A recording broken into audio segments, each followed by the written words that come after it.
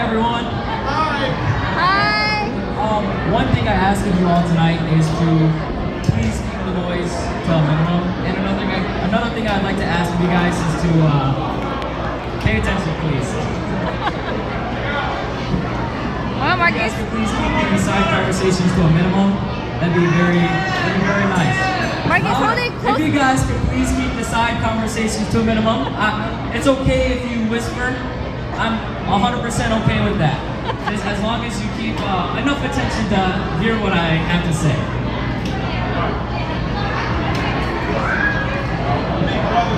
Okay, everybody. 呢樣攞呢樣而家係會記住攞呢樣要說係呢樣攞呢，有呢個特塔，有呢樣呢樣接攞呢樣而家係路攞，OK？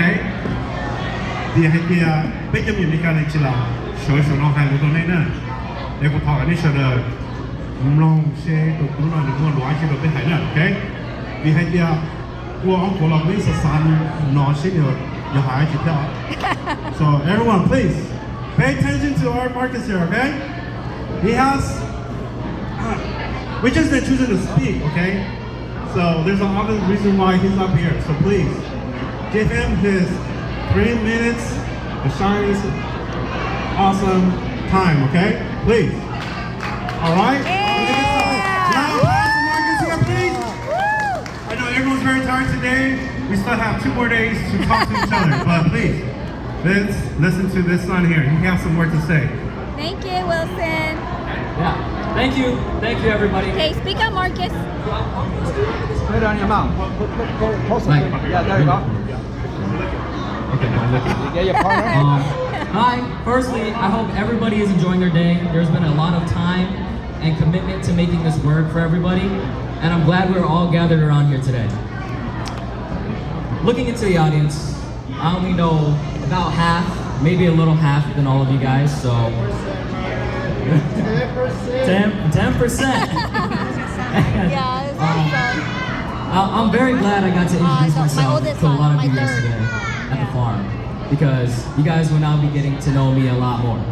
And for those who don't know me as well, we're gonna share this experience all together. So essentially, I'm speaking here today because my sister Taylor could not make it. I had to write this speech on the drive here, so forgive me for not memorizing it. My mom told me in the car to firstly introduce my grandparents. So if my grandparents could please stand up, my grandma, Grandpa Yang, my grandma, Grandpa Fang. Please stand up. Please stand up. Stand up, stand up.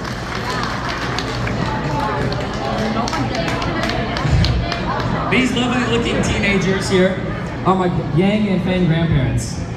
While others may rest, my grandparents work so hard every day. I often find myself begging them just to sit down and relax. To this day, I'm still not 100% sure why they work so hard, because after all, my grandparents and many people in this room have risked their lives trying to get to America. I would think that calls for a nice long vacation. And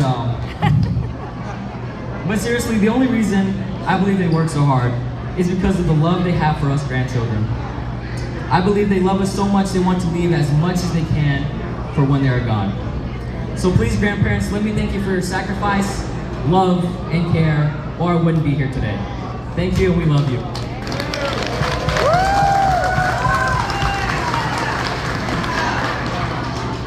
The second thing my mom told me in the car to do was to introduce myself. So hi, my name is Marcus, 17-year-old senior at Centennial High School in Minnesota. During my time in school, I am a dual enrollment college student, a peer leader commissioner, the stock market club co-president, and a soccer player. Sadly, this year I'm unable to play this season because of a ACL and meniscus surgery. I still plan this year to make as many games as I can, cheering on the bleachers for my team.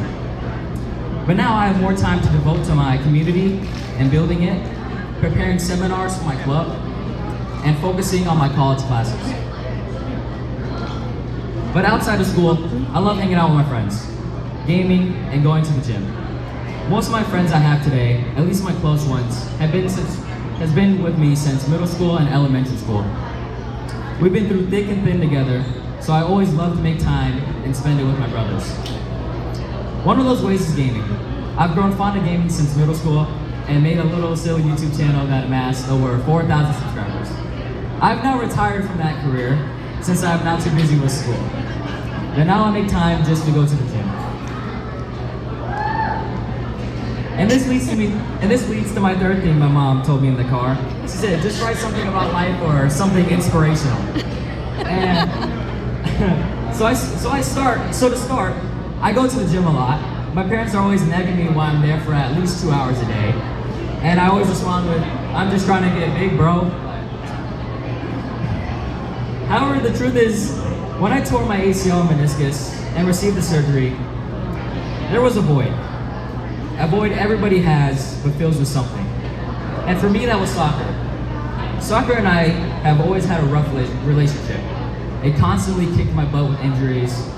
But as soon as I devoted myself to our relationship, giving everything I had, my blood, sweat, and tears, it only started benefiting our relationship, just as committing yourself to your family.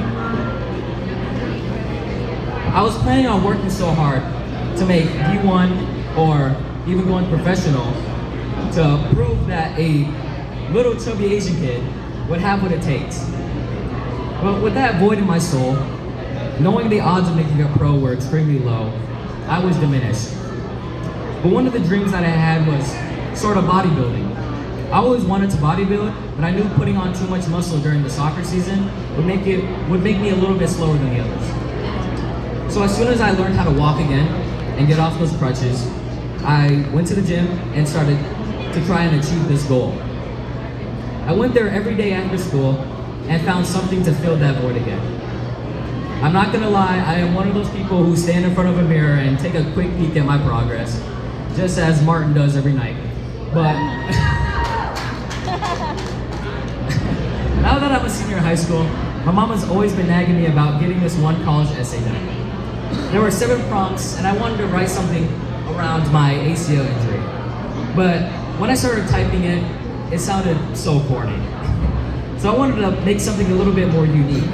I want to share with you all today a little revised college essay I wrote. The prompt was to name something that you can get lost in for hours. The Rubik's Cube. There's something mesmerizing about a Rubik's Cube.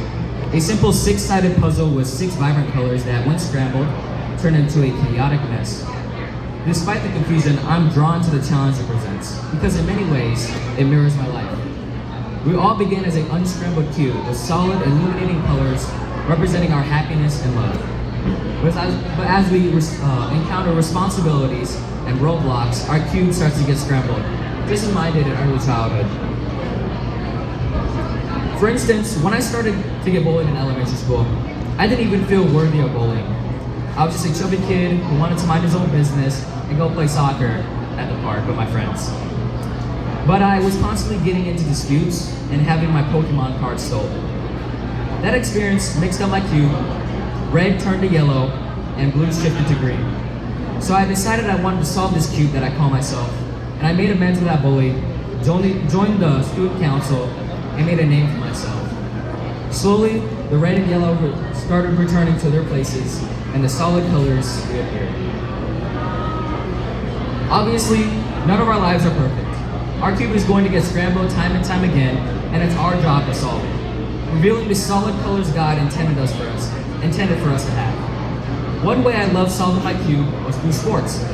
I've loved sports ever since the second part of my life, but before that, all I cared about was Lightning McQueen and Thomas the Tank Engine, as Harley would know. But I love the challenge and happiness sports gave me. Just when I realized sports might be the path I wanted to pursue, I tore my ACL at varsity soccer trials. I hit a low that scrambled my cube like never before. I had to be treated like a baby who couldn't walk or even put on socks without assistance. But after those 6 tough weeks, with all the colors being on their polar opposite sides, I decided I needed to solve my cube again. I often found myself angrily questioning God, why did you do this to me? I now know that it was his plan all along. I turn to him when I want to learn more algorithms to solve my cube. He led me to creating a clothing business that reminds people about the process and its significance and the importance of faith in God. He showed me the algorithm for going to the gym more and for rediscovering my love for sports. He revealed the real me, and I am who I am because of it.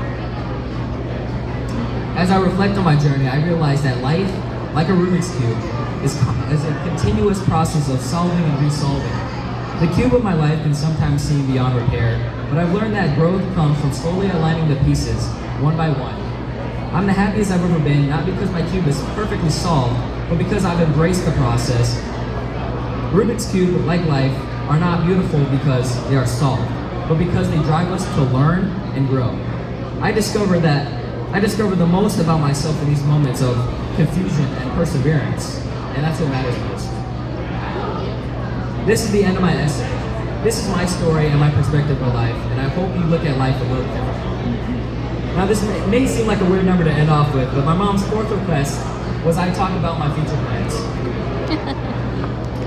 So lastly, I believe all this happened for a reason. Why I tore my ACL out on that field. I truly believe that God wanted me to pursue something different. Believe me, I would have done anything to make it grow.